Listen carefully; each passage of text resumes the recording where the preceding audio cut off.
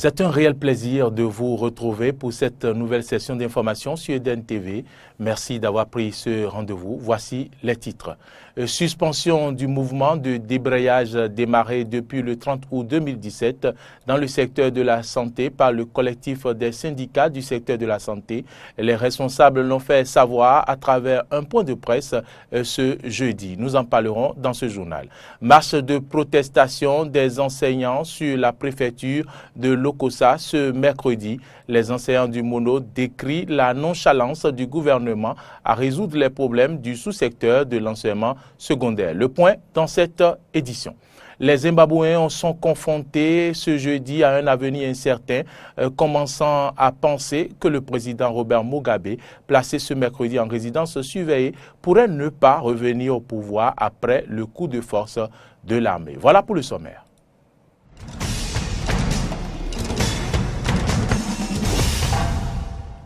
Madame, Monsieur, bienvenue à toutes et à tous. Je vous l'annonçais en titre, le collectif des syndicats du secteur de la santé, après la rencontre avec le chef de l'État, Patrice Talon, et après avoir consulté leur base sur toute l'étendue du territoire national, a initié ce jeudi un point de presse pour informer l'opinion publique de la décision adoptée. Suivez ici un extrait du point de presse qu'a suivi Aristide Setti et Damien Pedro.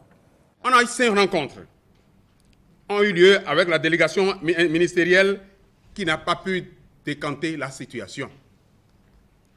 Prenant la mesure de la situation, le chef de l'État, chef du gouvernement, a invité le 11 novembre 2017 au Palais de la République les responsables syndicaux pour ramener la paix dans le secteur de la santé. À cette rencontre, dirigé par le président de la République le 11 novembre 2017, des engagements ont été pris par chaque parti. Du côté du gouvernement, 1. Soumettre le document de réforme à une relecture et que les partenaires sociaux soient associés. 2. Prendre en compte les propositions et amendements des partenaires sociaux dans le cadre des réformes dans le secteur de la santé. Du côté des partenaires sociaux, comme engagement, suspendre les mouvements après signature du protocole d'accord. Deuxième engagement, œuvrer à la pacification du secteur. Troisième engagement, accompagner le gouvernement dans sa politique de réforme du secteur pour le bonheur du peuple béninois. Au vu de ces différents engagements pris de part et d'autre, le collectif des syndicats du secteur de la santé, après analyse de la situation, 1. Prend acte des décisions prises par le gouvernement. B. Décide de suspendre le mouvement de débrayage démarré depuis le 30 août 2017 dans le secteur de la santé. 3. Appelle tous les militants à reprendre le chemin du service et désormais sans interruption pour compter du vendredi 17 novembre 2017 à 8 h jusqu'au prochain mot d'ordre. La coordination syndicale des enseignants du secondaire du département Mono a organisé ce mercredi une marche de protestation sur la préfecture de Lokossa. C'est dans le but de décrier la nonchalance du gouvernement à résoudre les problèmes du sous-secteur de l'enseignement secondaire. Les enseignants protestataires ont lu au préfet du Mono leur motion de protestation afin qu'il fasse le point acquis de droit. Jonas Boshi pour le compte rendu. L'espoir des enseignants du secondaire au gouvernement de la rupture qui a promis remettre le Bénin sur les rails s'effrite. Leur attente pour la résolution de leurs problèmes se prolonge sans fin. Et pour ne pas se rendre complice du mutisme de l'État qui affiche de plus en plus une indifférence notoire aux problèmes les plus élémentaires des enseignants, ceux du département du Mono se sont résolus à hausser le ton. Parce que lorsqu'il s'agit du secteur coton, on n'hésite pas à sortir des milliards. Lorsqu'il s'agit du RAVIP, on n'hésite pas à sortir des milliards. Lorsqu'il s'agit de PVI, il n'y a pas de problème, il faut aller vite. Ça presse. Mais quand il s'agit des enseignants, attendez. C'est donc pour ne plus continuer à attendre indéfiniment la prise en compte de leurs préoccupations que la coordination syndicale départementale mono des enseignants du secondaire attire la sonnette d'alarme et condamne la lourdeur dans le processus de reclassement et de parution des avenants du personnel enseignant. Exige le paiement sans délai de toutes les primes, le paiement effectif et à l'indice réel du salaire du personnel enseignant du secondaire, la relecture et l'application immédiate du décret portant statut particulier des corps des personnels de l'enseignement du second degré et la résolution définitive de tous les problèmes administratifs et financiers relatifs aux formations et au reclassement des enseignants du secondaire. Le retour à la formation des détenteurs de BAPES et de BAPET pour l'obtention de CAPES et de CAPET. Qui ne pouvait quand même reconnaître la légitimité des revendications de ces enseignants. En tout cas, ce n'est pas le préfet du Mono. Je reconnais que vos revendications sont légitimes. Je m'engage ici à jouer ma partition. Votre motion sera transmise à qui de droit. Et je m'emploierai à faire en sorte que vos revendications soient satisfaites. Ce qui est dit, mais des paroles aux actes, ces enseignants devront encore attendre. D'une marche à une autre, cette fois-ci, elle n'est pas une marche de protestation. Elle a été suivie d'une conférence qui a été organisée ce mercredi dans le cadre de la Semaine mondiale pour un bon usage des antibiotiques. Après la marche qui est partie de la mairie d'Abomey-Calavi pour l'université, les organisateurs ont donné une communication sur la résistance des microbes aux antibiotiques à l'amphi Roudébé de l'université d'Abomey-Calavi. Reportage Laurent Roland-Tonneikes et Damien Pedro. Le ministère de la Santé, en collaboration avec l'Organisation mondiale de la santé, organise du 13 au 19 novembre 2017 la Semaine mondiale pour un bon usage des antibiotiques. Dans le cadre des activités prévues à cet effet, une marche a été organisée ce mercredi pour sensibiliser les populations sur l'usage des antibiotiques. Ainsi, partis de l'enceinte de la mairie d'Abomey-Calavi, les marcheurs ont traversé la ville pour l'université d'Abomey-Calavi. Toute l'université a été parcourue et c'est à l'amphithéâtre Roudébé que la marche a pris fin. À ce niveau, les étudiants réunis ont eu droit à une communication portant sur les résistances des microbes aux antibiotiques. Vous savez, la résistance aux antibiotiques constitue un fléau pour le Bénin. Et vous savez, les microbes et les hommes sont en perpétuel conflit. Si nous ne faisons rien, si nous n'avons rien pour lutter contre ces microbes-là, ça veut dire que nous allons disparaître d'ici là. Donc c'est pour ça que nous avons voulu faire cette marche, cette caravane, pour sensibiliser la population. L'université, c'est un État dans un État. Donc ces étudiants iront dans leur famille pour être notre porte-parole, pour sensibiliser leurs parents, leur entourage, pour qu'on prenne conscience de la gravité de la situation. Un antibiotique, quand il est mal utilisé, crée des résistances et dans ces conditions, plus de possibilités de traiter les infections. Ainsi donc, il faudra éviter l'automédication. Comment donc utiliser les antibiotiques? Vous savez très bien que de plus en plus, les microbes deviennent très résistants aux antibiotiques par nos mauvais usages, nos mauvaises pratiques. Et vous savez qu'il y a des règles qu'on respecte en matière d'utilisation des antibiotiques, ce que nous ne respectons pas. Les antibiotiques, comme première règle, doivent être utilisés très vite, en ce sens que nous devons surprendre le microbe et empêcher sa multiplication. Fort, comme deuxième règle, en ce sens que nous devons respecter scrupuleusement les indications du laboratoire fabricant. 3, longtemps, il ne suffit pas d'utiliser une seule journée l'antibiotique et de délaisser pour y revenir après un mois. C'est faux, ça crée la résistance. Il faut utiliser tout au moins 3 à 4 jours, pendant 4 jours, et pourquoi pas pendant une semaine, l'antibiotique. Il est également souhaité que l'on fasse l'antibiogramme. Toutefois, les éleveurs devront également respecter les délais d'attente. Ceci éviterait aux hommes la contagion par des maladies dont souffriraient certains animaux. Il est courant de voir des patients dans les officines de pharmacie voulant acheter des antibiotiques. Suite à cette semaine mondiale pour le bon usage des antibiotiques, des mesures sont prises pour éviter cet état de choses. C'est ce que précise Dr Habib Canfon. Alors, il faut savoir qu'aujourd'hui, les pharmaciens d'officine du Bénin s'engagent donc dans cette lutte contre l'antiribio-résistance et pour la promotion de son bon usage en décidant dorénavant de ne plus dispenser d'antibiotiques en l'absence de toute prescription médicale. Donc, dorénavant, il ne faut pas être surpris si vous rentrez dans une officine de pharmacie et qu'on vous réponde « Non, monsieur, nous ne pouvons pas vous servir cet antibiotique parce que vous n'avez pas une ordonnance médicale. » Nous travaillons, comme je le disais, c'est une lutte de longue haleine pour que la sensibilisation se fasse aussi en notre sein et que de plus en plus de pharmaciens puissent tout simplement respecter les règles élémentaires de dispensation d'antibiotiques. Les populations sont donc appelées à être compréhensives pour cette nouvelle donne qui limiterait l'utilisation tous azimuts des antibiotiques. Restons à l'université d'Abomey-Calavi qui a élu depuis quelques jours son nouveau recteur.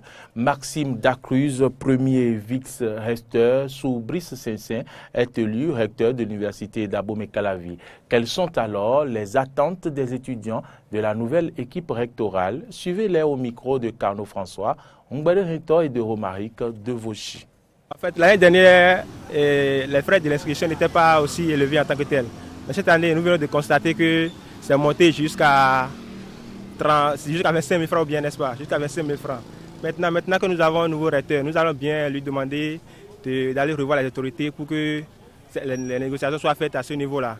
Et aussi, nous allons lui demander de bien vouloir participer à la bonne condition de vie des étudiants sur le campus. Il faudrait que les amphis soient en nombre pour que les étudiants ne se pètent pas trop.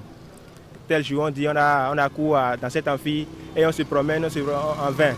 Et on se retrouve sans amphi là. Nous allons lui demander de dire quelque chose, de faire quelque chose par rapport à ce niveau-là. Bon, d'abord, j'aimerais que la nouvelle équipe prenne en charge le problème de déplacement. Parce que nous les étudiants, nous avons beaucoup de mal à venir sur le campus. Tu te réveilles à 5h, à 4h, mais d'abord trouver le bus ou bien attendre le bus, c'est un problème. Donc si on peut avoir plus de bus à notre disposition, là on ne serait plus entassés comme des moutons dans les bus. Là chacun aura une place fixe et puis le déplacement serait free quoi, c'est ça. Bon, par rapport aux frais d'inscription, c'est une bonne initiative selon moi. Déjà, ça va annuler ou bien ça va freiner les doubles inscriptions. Là ça va permettre aux gens qui veulent vraiment étudier de se donner à fond. Puisque tu vois une seule personne faire cours dans 4 facultés, ça c'est du désordre. Donc il faut savoir pourquoi tu es là.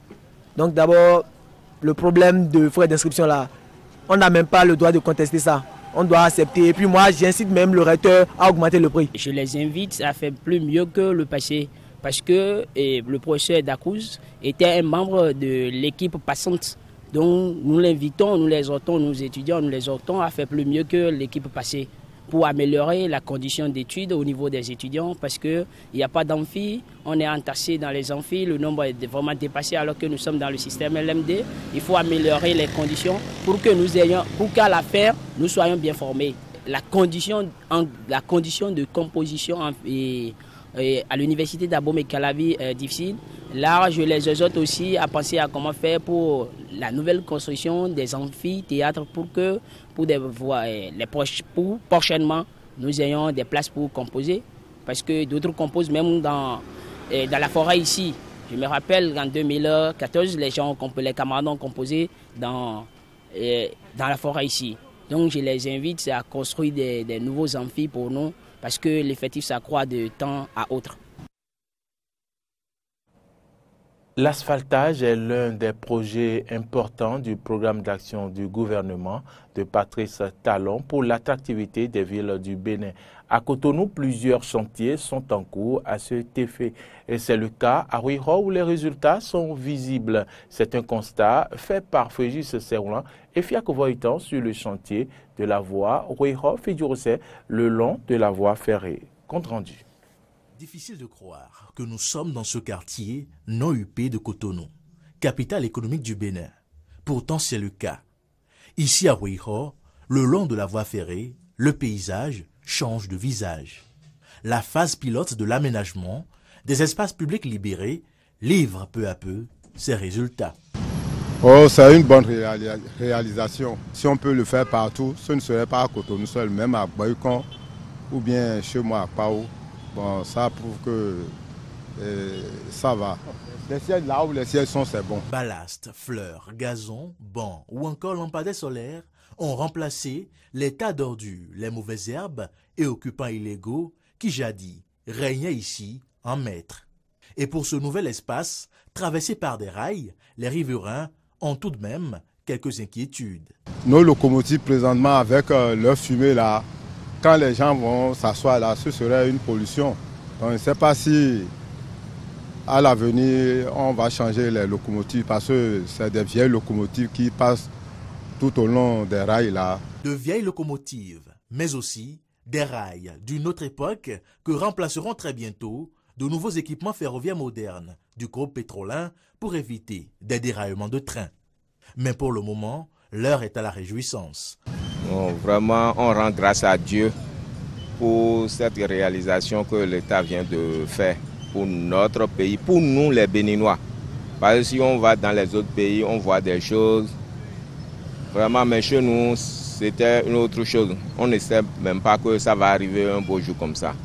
Donc nous rendons grâce à Dieu. Vous-même, vous voyez, c'est joli et c'est bon. C'est comme on dit chez nous enfants, avoir des quintons et n'est pas. Les citoyens ne perdent pas non plus de vue un aspect important de l'après-aménagement. Et nous demandons à la population, surtout les riverains d'ici, d'entretenir. Ce n'est pas l'État qui va venir entretenir, c'est nous-mêmes. Une belle invitation à entretenir ce joyau pour que très vite, elle ne végète point dans l'abandon et l'insalubrité comme d'autres infrastructures à l'instar du jardin de l'échangeur de Godomain. Les rapports sur l'état financier de deux sociétés d'État, dont l'Agence nationale pour la promotion de l'emploi ANPE, révèlent 700 millions d'impayés et 32 millions de détournements. Des faits qui remontent en 2005. La nouvelle a fait réagir quelques citoyens. On les écoute au micro de Frégis Seroulan. En tant que citoyen patriote, soucieux du développement de ce pays, quand j'entends ces genres de choses, ça me révolte. Et ça m'éprouve, ça me démontre que réellement, il y a problème de mauvaise gouvernance. On ne peut pas efficacement lutter contre la corruption sans quand même sévir. On doit punir. On doit punir. Et lorsque, ça c'est mon opinion, ça m'engage, lorsque nous, défenseurs de la République, bâtisseurs de la République, nous remarquons qu'il y a une justice sélective, là il y a problème. Il faudrait que le droit soit appliqué équitablement à tous les citoyens. Mais ceux qui détournent bien le milliard, là, c'est ceux-là qui sont célébrés.